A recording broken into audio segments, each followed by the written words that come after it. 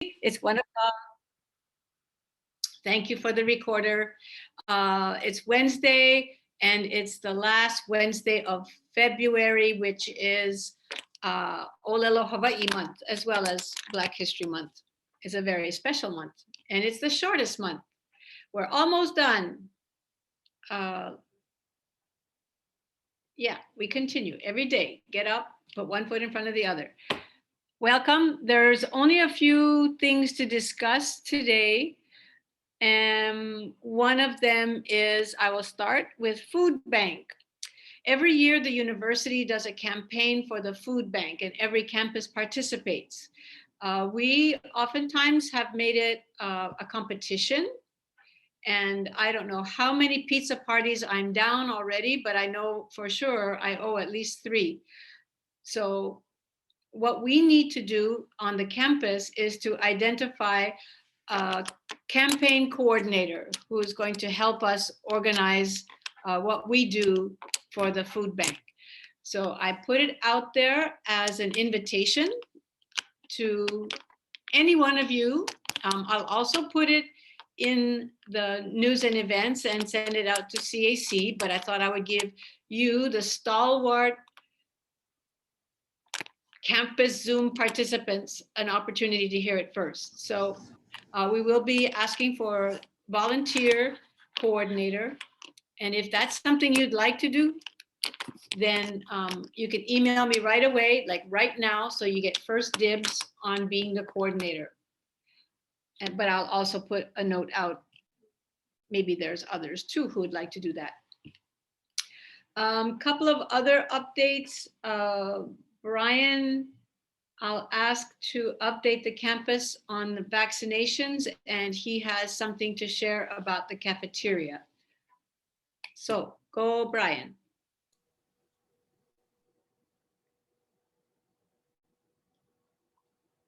Y'all are so nice. I thought somebody was going to say, hey, your mic is off, but that's okay. Just trying to make people laugh today, and I hear no laughing. Good afternoon, everyone. Hope everyone is doing well. Another Wednesday in pandemic times. So another opportunity for us to brief you on our favorite topic, which consists of vaccines and quarantining and social distancing. First topic, move to tier 3. I know everyone is excited, as we all should be, that we are moving to tier 3 tomorrow as a county. What tier 3 essentially means is it's tier 2, but it's doubled. So instead of 5 people, you can hang with 10 people. That doesn't mean anything for us, though. It means something to us as a county, as a society, as a person who lives in this county, but not for this campus.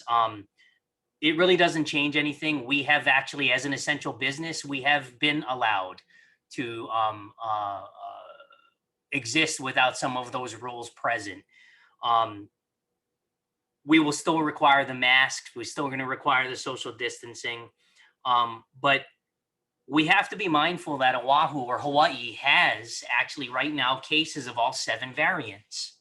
And as good and as relaxing as it might be right now, folks are getting vaccinated. Some folks have already had their second shot. And we're going to tier 3 and summer is coming up.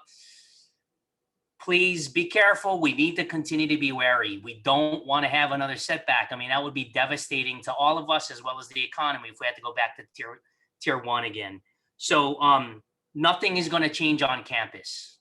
We're still going to have masks, still going to have social distancing, and still, you know, there's going to be certain folks, such as Roman, who might be asking to do certain events for students. We still have to take safety into mind.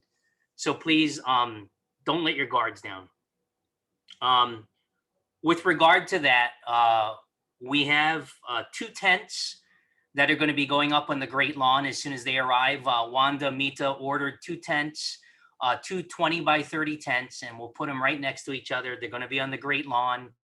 The corner, what corner would that be? The corner closest to the Noyao's office, the VCSA office, because we wanted all the students to make a lot of noise to bother him and Nava'a. I'm just kidding about that. But that's where the tent is going to be, because that's the flattest part of the Great Lawn. And you guys know that how much Louise and I love tents. And so it was difficult for us to get these tents because of our predisposition to not accept them on campus. But we're going to do the best we can to secure them down and make sure they don't go up and away on us. The other thing that we've done is we're going to be opening up the cafeteria starting tomorrow morning from 7 a.m. to 8 p.m. For the students. You can only fit about 30 to 35 in the cafeteria, but Aux staff has worked hard to basically clear out most of the furnishing except for the tables that'll be necessary for that number of students. Finally, when it comes to the vaccine, the university is now moving to 1B3. And what does 1B3 mean? So the 1B1, 1B2, 1B3 was a creation and invention of the university.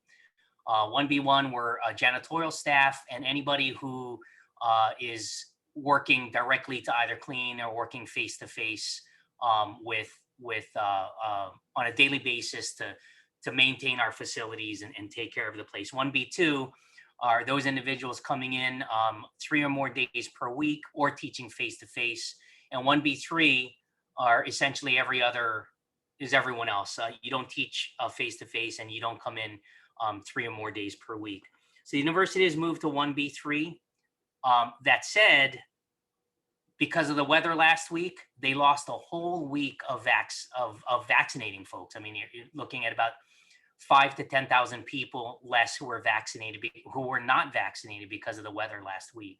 So those folks are being taken care of this week, and then beginning next week and thereafter, going to start taking care of the rest of the 1B3 list. For our 1B3s, the remaining, we have about 60 left, and I've been sending various emails out to these folks, and I'm trying the best I can to get you an appointment.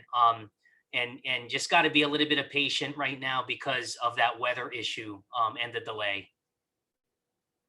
Outside of that, I'm happy to answer any questions at all.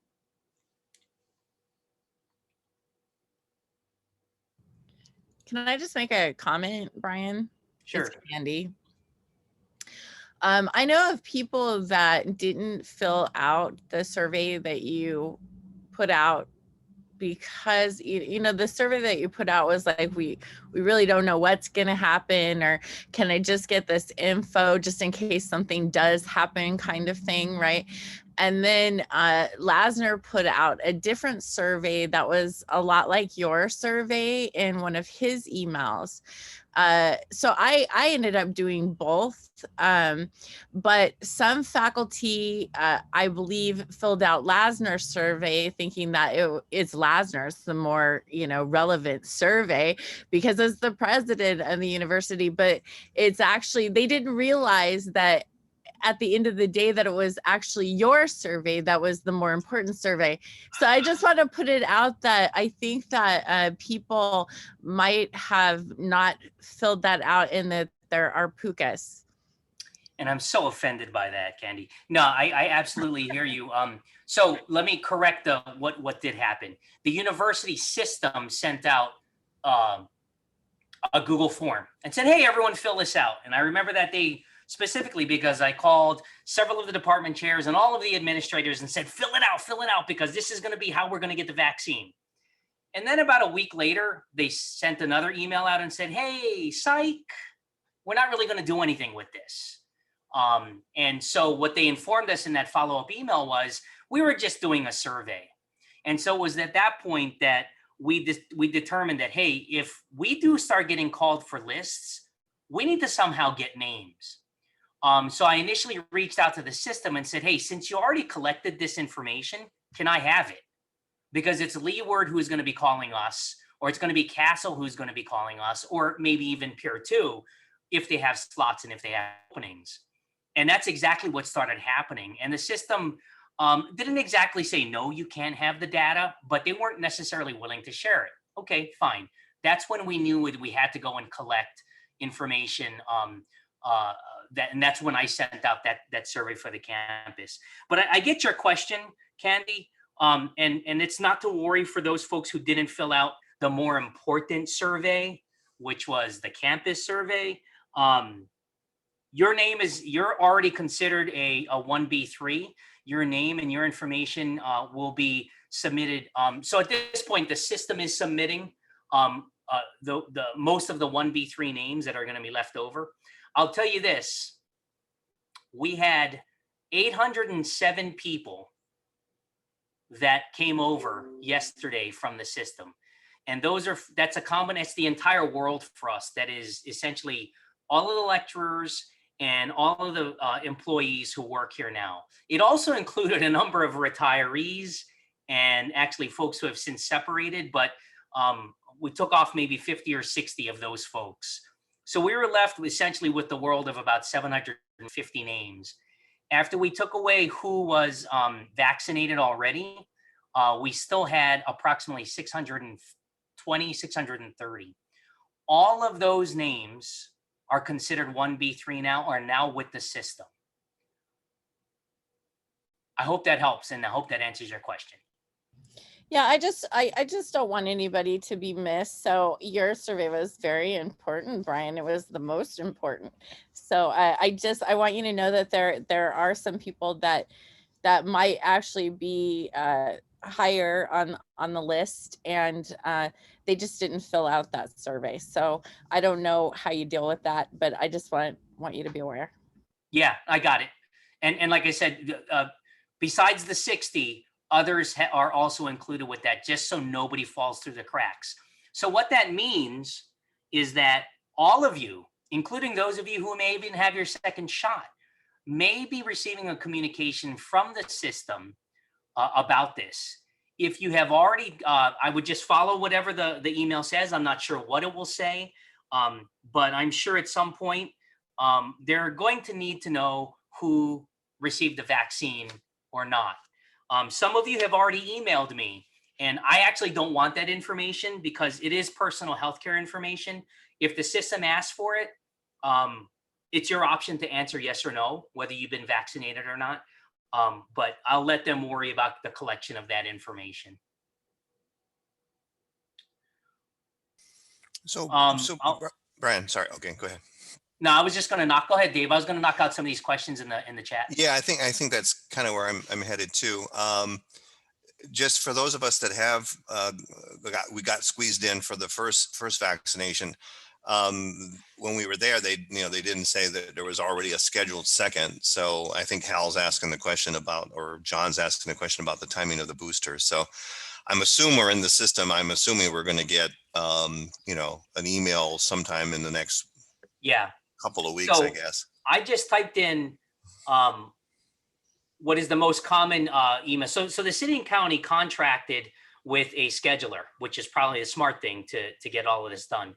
The email you'll be getting is from C and C Honolulu. In fact, I think there's a typo in their name. It's C & C Honolulu, and it's going to be coming from scheduling@acuityscheduling.com.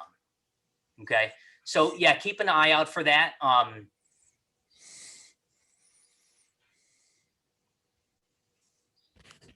Did I answer your question, Hal? Kind of partly. So are you reporting our names to City and County Honolulu, and then they're doing the scheduling? Is that how this is working? No. So we up until now, whenever there were openings, we were contacted by one of the vaccine locations. It's just most of the time it was Leeward, and they would ask us for lists. So we had to we knocked down the list according to the priority. And so some days it had 15, some days 20, some days 25 openings, all done with Leeward. Leeward would then get our names to the city and county. And that's how we ended up with the city and county. If you got a first shot, can we expect to get the second shot in approximately 3 weeks? Timing for the booster is important. I received my second shot email last week. And for those of you that have already received it, correct me if I'm wrong, but essentially what it says is you're not supposed to get your second shot less than 28 days from the first one. It says it won't let you schedule, but it will. And so just be careful, read the email carefully. It's 28 days after. So I got mine on the 2nd of February. 28 days later, I believe was the 4th or something like that, March 4th. And so I think thereabouts. And that's the day that I'm scheduled. It's the first day that hit the 28th. Please be mindful that for those folks who have gotten, a lot of this is anecdotal. I won't know until next week. You do get sick. When you hit your second shot, I wouldn't plan on doing a marathon the next day. And maybe some of the healthcare folks can validate that. But for those that I know that got their second shot, they got sick. And apparently that's a normal reaction.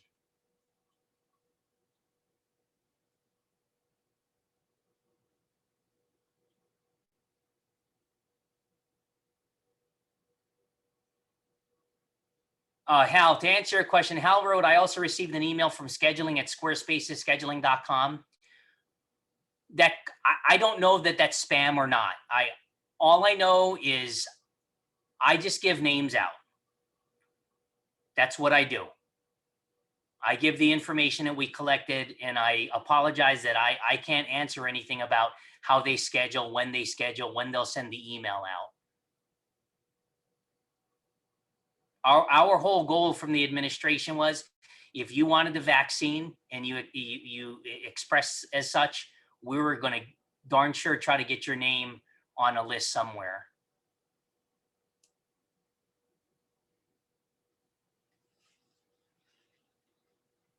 Any other questions? Thanks, Al. So Stan says in the chat, as I said, don't push yourself for the next 2 or 3 days after the second shot. The symptoms don't come all at once. And sometimes you think you're okay after day 2, but then you get hit with something else. Full of good news here, Stan. Yeah, just be prepared for it. Okay, well, otherwise, happy Wednesday. And I appreciate all of you guys. And we'll get through this. Just everybody's got to be patient. Now's not the time to let our guards down. We can do this. Thank you.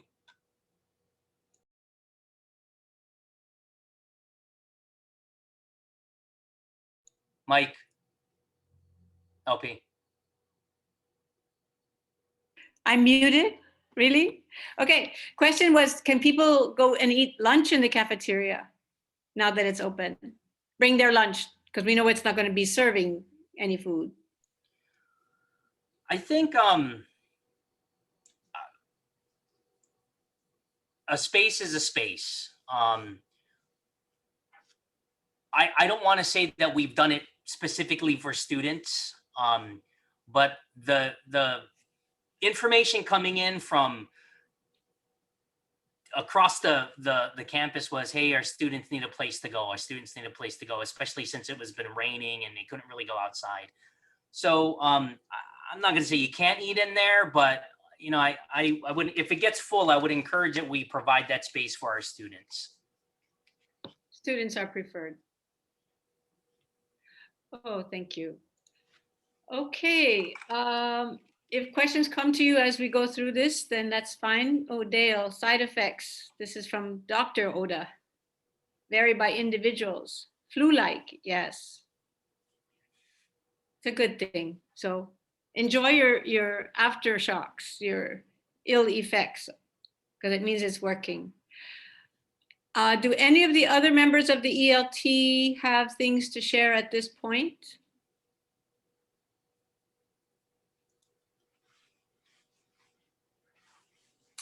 Okay, then I'm going to open the door for Darsh. Darsh has something to share about the new PeopleSoft 9.2. Thank you, LP. Hello, everyone. I would like to bring your attention to the email that we sent this morning to a CAC listserv.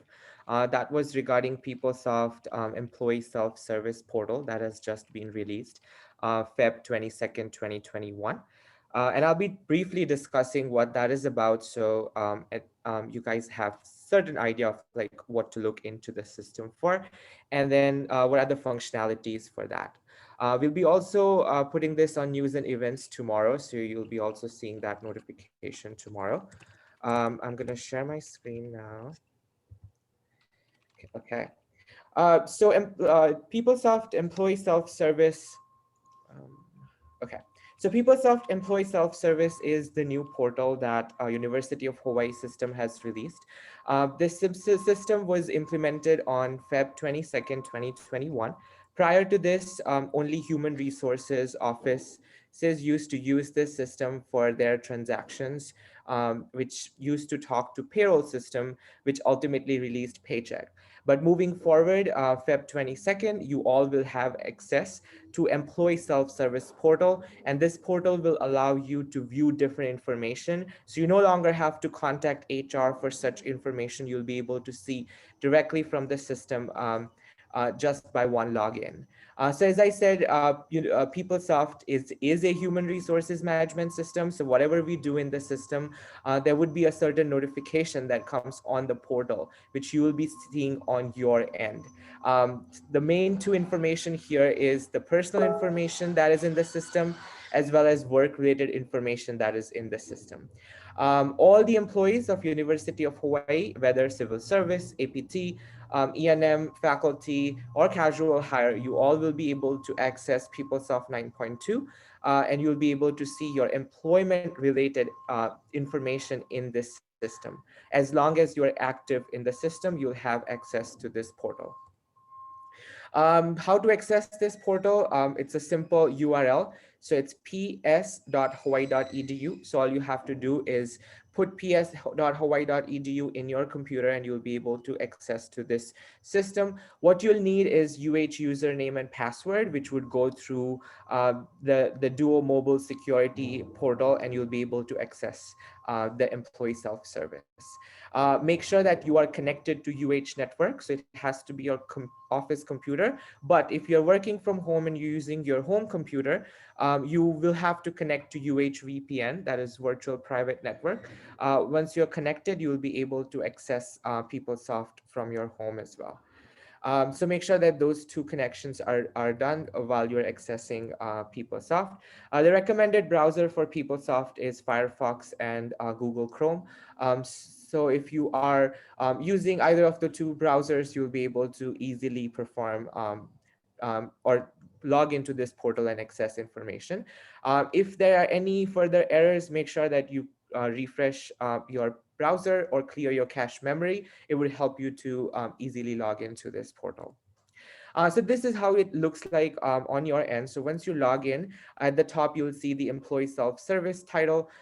Then there should be announcements going on. They would show up on the top part of the portal. And there are 6 different tabs that are available in this service. This is very similar to Hawaii Information Portal.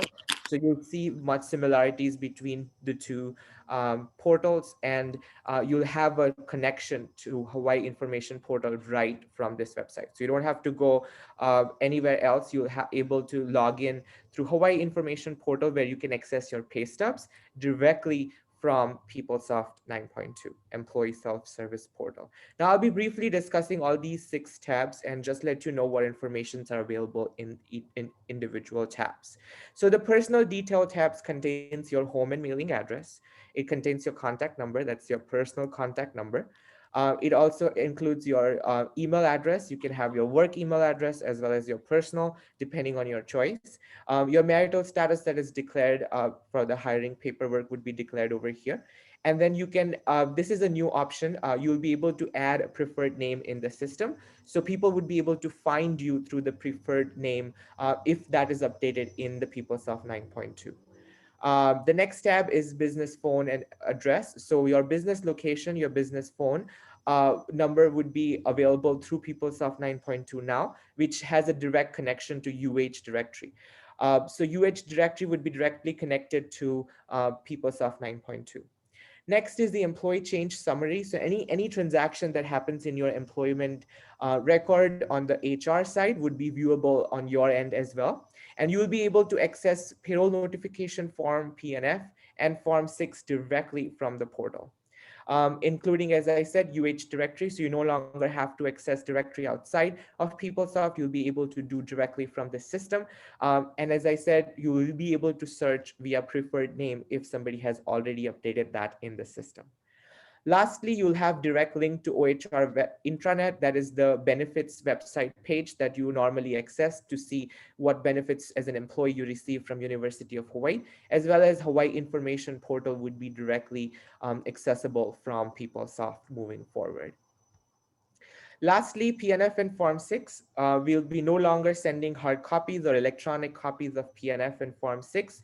You will not receive that from your departmental contact anymore because you'll be able to access those documents directly from PeopleSoft 9.2.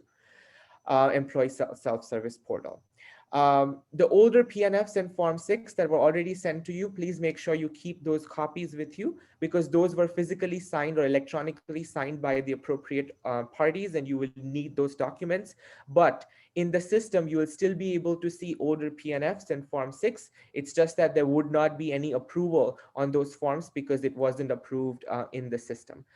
It was approved physically by signing physically outside or digital signatures on a hard copy. So make sure you store those two documents. Otherwise, moving forward, you'll be able to access those two documents directly from PeopleSoft 9.2 Employee Self-Service. So as I said, you must have received an email this morning through CAC Listserv. Please make sure you log into the system, you walk around, you see how the system looks like. If you have any issues with the login, please make sure you reach out to us. We'll be able to assist you with those, any kind of issues that you're facing with PeopleSoft. If you see any discrepancies, let's say your office location is incorrect or your personal phone number has been updated or your email address needs to be updated, we have a Google form which we are asking you to fill it out. So we are able to easily track, monitor data and then report it to the appropriate parties that these are the concerns that were not properly incorporated into the new system, and that would help us correct any information as quickly as possible. There are questions in the chat for you. Yes, let me go through that. So first one is Darsh, before you answer questions, I did want to mention one thing.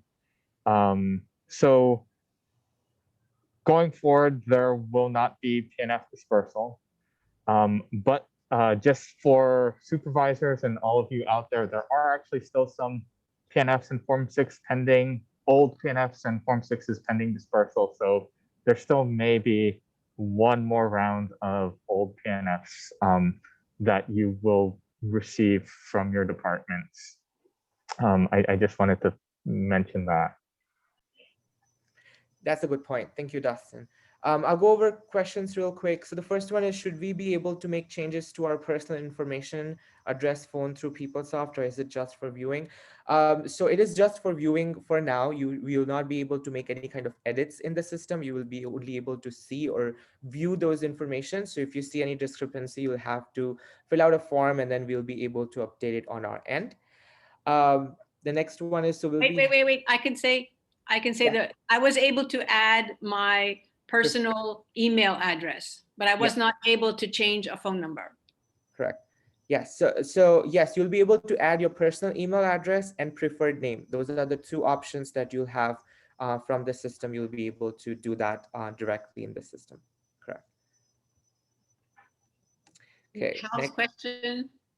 Will we have to log into UHVPN in order to access our pay stub and PNFs? So pay stubs are available from Hawaii Information Portal. So if you have logged into PeopleSoft, you will need UHVPN for your home computer. But once you're logged into PeopleSoft, it would directly take you to Hawaii Information Portal, and you'll be able to view your pay stubs from that portal. That portal is handled by DAGS, which is Department of Accounting General Services, if I'm not wrong. They release those pay stubs and you will be able to see that from Hawaii Information Portal. But otherwise, PNF and Form 6 would be from PeopleSoft Employee Self-Service, but you would need UHVPN. But if you're on campus and working from your workstation, you don't need to be VPN because you're on the server. Yes. Next question is, will we receive notification when a new PNF in Form 6 is generated? Yes, we are still working on notification part. The system is just released, so we are testing it out to see what notification does it provide. For now, it does provide notification to parties who have inputted the information in the system and who needs to approve that information in the system. But we will be checking to see if there are any notification for new PNFs in Form 6 that can be notified to the employee. Okay. Will we be notified by email when there is new documents? Yes, that's the same question. If there are any changes done, for now, we will personally notify you if we have made any changes for your personal information or business phone number and addresses. But for PNF and Form 6, we are still working to get notification this feature activated for employees. If you are accessing PeopleSoft from Campus Network, do you still need the VPN? No. So if you're using the Campus Network, you'll not need UHVPN for accessing PeopleSoft or Hawaii Information Portal. Okay, I think those were all the questions. Looks like. Feel free to reach out to us at capcchr@hawaii.edu. We'll be able to answer your questions right away. But if you have filled out a form, which most of you have done this morning, so that thank you so much for that. We are working on those changes and you'll be personally notified once the changes are done. Thank you. Thanks. Other questions for Darsh on the 9.2 PeopleSoft? Okay. Are there other questions of any kind from anyone in the Brady Bunch squares? Louise, Yes, Nava. and the way my luck's going today, you already mentioned this in a prior meeting, so I'm sorry if it's a repeat. But I think it would be a really good idea if everyone looked at their personal information and updated if they move to a different home, and update their emergency contact in the case that their emergency contact is somebody they divorced and now it's somebody else or something. Just in case we need to contact somebody, we have the right information. Right. I don't remember seeing emergency contact though. Darsh, is that one of the fields? Because I don't remember seeing it this morning. It's in personal details. Oh, is it? Okay. I guess I didn't look at anything. Under the UH employee self-service one, I was Okay. trying to look for specifically it, and it was kind of hard to find. All right. I'll have to look. I didn't look at the HIP one. Thank you for that. Yeah, please do make sure that your location is correct, your home location, especially if you're working from home, and contact information for emergencies. That would be excellent. Thank you for bringing that up, Nava.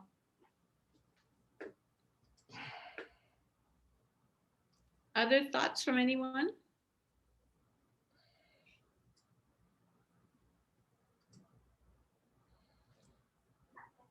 I just put something in. It's just a reminder about next steps. There's another information session tomorrow. If you put it in the chat, I don't see it. For real? Yeah, you must have sent it to privately somebody. Oh no, Yeah. there it is.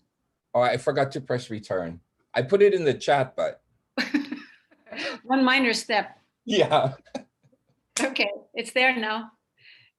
Meeting of next steps. And there's a walkathon on Friday, right? Roman, I see you. You want to say anything? Hi, everybody. Board of Student Activities is hosting a walkathon. It's called Give a Heart Walkathon. So they'll have different different tables where you could learn about cancer prevention, but also write a letter to an essential worker, and then some other activities as well. And you'll be walking around the Great Lawn and things like that. So of course, with everything, wear your mask if you're coming, and you'll be social distance. And the students will be checking and monitoring that, as well as checking if you logged into Lumi site for the day as well. So feel free to come and just walk around, see other people, say hi from a safe distance. Thanks, everyone. Thanks, Roman. Okay, I think we're ready to shut down the meeting. No, can I add one thing, Louise? This is Of Louise, course. LY. Of I course. want to remind everybody about the 75th anniversary shirts that are on sale. Last day will be on Monday, but I also am crashing Roman's walkathon on Friday, so I will have a table. She graciously allowed me to have a table. So if you don't get it in on time by Monday, I will be there on Friday to collect both forms and for payment. Terrific. And tomorrow at 5:30, there's a webinar on the history of the college at 5:30. The information has been in news and events for a couple of different times. And it is a webinar, so you have to register in order to listen. And it will include Joy Sunoda, who was the chancellor way back in the 70s and 80s, and John Morton, who was 80s, 90s, and 2000s, and Carolyn and me. We'll all be talking about the history of the college and how it got to be what it is today, 75 years later. It will be recorded, so if you can't make it at 5:30, we'll make it available to you at a later time. And with Louise. that, sorry, let's go ahead. This is why again. I wanted to say something about the audience for the webinar tomorrow. I had sent out a list of names to our retirees and some to our alumni. And I have to tell you, it's really amusing that several retirees have responded, like Irma Kaneshiro. Remember Ralph O'Hara? Although Ralph says, Louise, you got to teach me how to do the Zoom thing because I don't know how, but I like go to your webinar. So anyway, you'll have a range of people and it'll be a fun thing, I think, just to chat and just to be in good company. Right.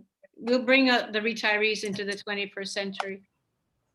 And Denise Pearson reminds us all about the Compact, the Western Region Compact Conference on March 17th. Thanks, Denise. Information is in the chat. Do we have a link for the shirts? I tried looking for something, but it's just a shirt competition. No, there was an announcement in the news and events. I look in there. Okay. And if you can't look, Raph has it. Oh, right on. Where's that? Okay. Before I shut us all down, last minute, going once, going twice. Sorry. I have something. I don't want folks to walk away with the wrong information. Earlier, there was information put in about 1B1, 1B2, 1B3, 1B4. Please note that faculty and staff who are teleworking but essential to university operations and resumption of in-person education after the semester are now 1B3s. They were swapped last week. The president sent out an email and put the previous 1B3s, which are students residing on campus, student athletes, and athletic coaches, they are now 1B4s. Okay. So the 1B3 list is everybody remaining right now is a 1B3, and we're going to get you a vaccine, hopefully soon. Thank you. Okay, I hesitate to say class dismissed. Thank you, Brian. Let me end this meeting, you guys. Are we done? We're done. Okay. Elfie, can I add something? Sorry. just a friendly reminder for those who had submitted the admin leave vaccine in the online leave system and you had received the vaccine at one of our UH campuses, please cancel or delete your leave entry. Yeah. After the fact, you can cancel if you went to Leeward to get your vaccine. Thanks, Maria. Okay, now can we go?